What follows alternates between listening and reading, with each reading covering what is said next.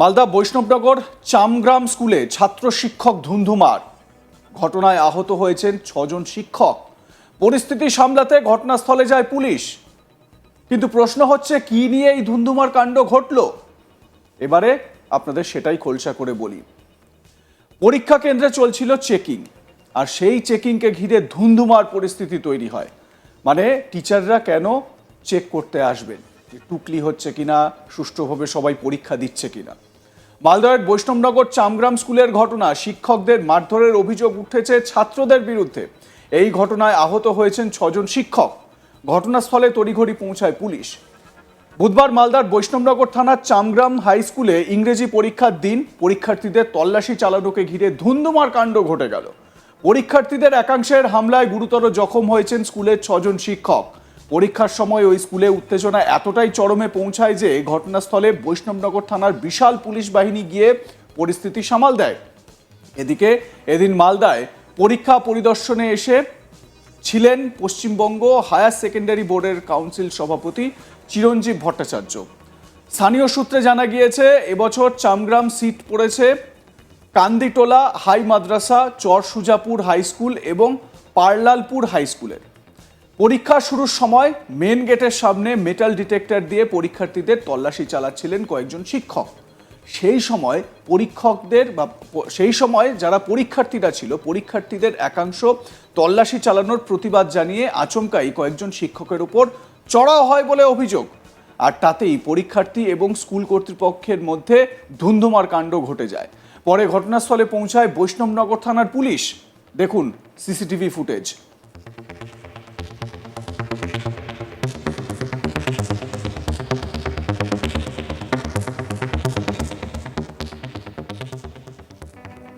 ওই স্কুলেরই এক শিক্ষক অনিশ দাস, তিনি কি বলছেন শুনুন। এইচএস পরীক্ষা যেরকম হয় প্রতিদিন ওই রকম এসছি, ফ্রিস্কিং করা হচ্ছে, যত চেকিং যেরকমভাবে হয়। তো সাধারণত মোবাইল তো নিয়ে আসে ছেলেরা, এবার ছেলেমেয়েরা মোবাইল নিয়ে আসে, সেই হিসাবেই ছাত্রকে জাস্ট সেই হিসাবে চেকিং করা। যে মাসে মাসে জাস্ট আপনারা সিসিটিভি ফুটেজও আশা করি পেয়ে যাবেন, পুলিশের কাছ থেকে হয়তো পেয়ে যাবেন, ওনারা নিয়ে গেলেন। তো জাস্ট ওরা হয়তো প্রিপ্ল্যান্ড হয়েই এসেছিল যে আমরা স্কুলে এরকমভাবে কিছু একটা করবো। আমাদের একজন মাস্টারমশাইকে তো প্রচণ্ডভাবে মারধর করছিল ওরা।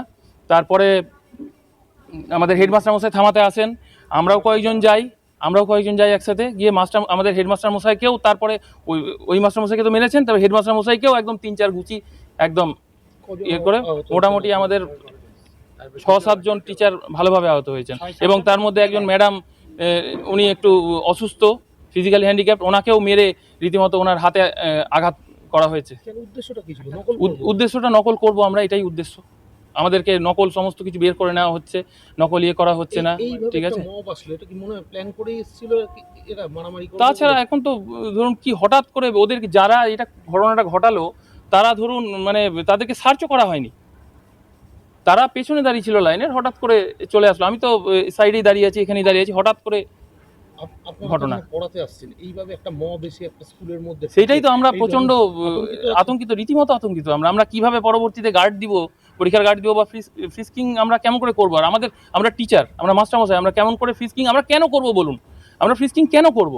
কি দরকার আমাদের প্রত্যেকের গায়ে হাত দিয়ে চেকিং করার? আমাদের কোনো দরকার নেই চেকিং করার, কেন করবো? আমরা ঘরে যাব, ঘরে গিয়ে আমরা গার্ড দেবো।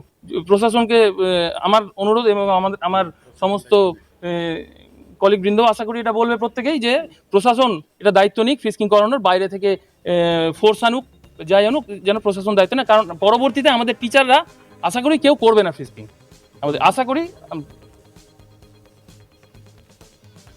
শিক্ষকদের মধ্যে একটা অসন্তোষ লক্ষ্য করা গিয়েছে। হায়ার সেকেন্ডারি বা উচ্চ মাধ্যমিক কাউন্সিল সভাপতি চিরঞ্জিত ভট্টাচার্য বলেন, ঘটনাটি দুঃখজনক। ঘটনার খবর পেয়েছি, আমার কাছে লিখিত সমস্ত রিপোর্ট আসলে সমস্ত কিছু বোঝা যাবে। আমি ওই স্কুলে যাব এবং শিক্ষকদের সঙ্গে কথা বলবো। এই ধরনের ঘটনা কাম্য নয়। কাউন্সিল সভাপতি চিরঞ্জিত ভট্টাচার্য কি বলেছেন শোনাবো।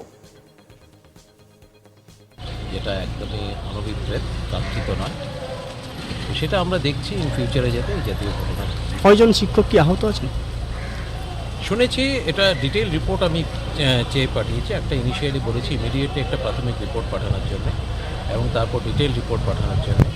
যেটা শুনেছি 4 জন অথবা 6 জন টিচার ইনজিওর হয়েছেন, তার মধ্যে 2 জনে একটু মানে তাদের ইনজুরি লেভেলটা একটু বেশি, একটু গ্রেভ। তো সেই হিসেবে তারা হসপিটালে গিয়েছেন, হয়তো তারা অ্যাডমিটেড, ডিটেল ইনফরমেশনটা এখনও পাইনি।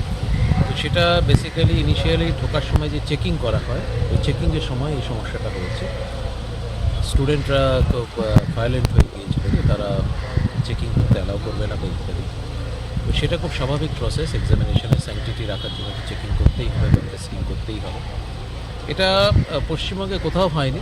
2089টা ভেন্যু রয়েছে আমাদের, তার মধ্যে একটিতেই হলো, বাকি 2088টা ভেন্যুতে কিন্তু পরীক্ষা খুব সুষ্ঠুভাবেই হয়েছে, কোথাও কোনো কি ব্যবস্থা নিতে এটা আমরা ইমিডিয়েটলি প্রাথমিক রিপোর্টটা চেয়ে পাঠিয়েছি, তারপর ডিটেইল আমরা রিপোর্টটাও নেব। এবার সেই রিপোর্টের ভিত্তিতে আমাদের আমরা যে সিদ্ধান্ত নেব সেটা ডেফিনেটলি আমরা একটা অত্যন্ত ঠিকঠাকভাবেই ভেবেচিন্তেই সিদ্ধান্ত নেব, যাতে এই জাতীয় ঘটনা ভবিষ্যতে যাতে না হয়। তারপরে সবসময় 0 টলারেন্স পলিসি কিন্তু ফলো করি। বলছি স্যার, মানে পরীক্ষা যাতে ঠিকঠাক হয়, এটা ঘুরে আমাদের ফিরে first- মালদায় অবাঞ্ছিত ঘটনা ঘটেছে। মালদা এটা একটা মানে একটা কি বলবো, এটা ঠিক নয়। এটা ডেফিনেটলি গতবার কিন্তু কোনো ঘটনা ঘটেনি, এবারও একটি ঘটনাই ঘটেছে। এবারে মাধ্যমিকেও কিন্তু ভালোই হয়েছে, মোটের উপর ভালোই হয়েছে।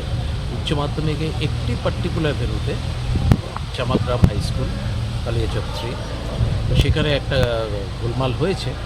এই ঘটনাটা যাতে ভবিষ্যতে না ঘটে সেটা আমরা দেখব। এই নিয়ে রাজনৈতিক তরজাও তুঙ্গে উঠেছে। তৃণমূল নেতা আশিস কুণ্ডু বলেন, এই ঘটনা সত্যি অনভিপ্রেত, একই সঙ্গে যথেষ্ট নিন্দনীয়। কি বলছেন তিনি, শুনুন। বৈষ্ণবনগর চামাগ্রাম হাই স্কুলের আজকের যে ঘটনা, সেটা সত্যি অনভিপ্রেত একটি ঘটনা এবং নিন্দনীয়। ঘটনাটি ঘটার সঙ্গে সঙ্গেই কনসার্ন বিডিও, আইসি সবাই এখানে ইনভলভ হয়ে গেছেন। এই ধরনের ঘটনা যেন মানে আগামীতে না ঘটে, সেটাই আমাদের আশা থাকবে। বিজেপি নেতা অম্লান ভাদুরী বলেন, তৃণমূল শিক্ষা ব্যবস্থাকে লাটে তুলে দিয়েছে, শুনুন।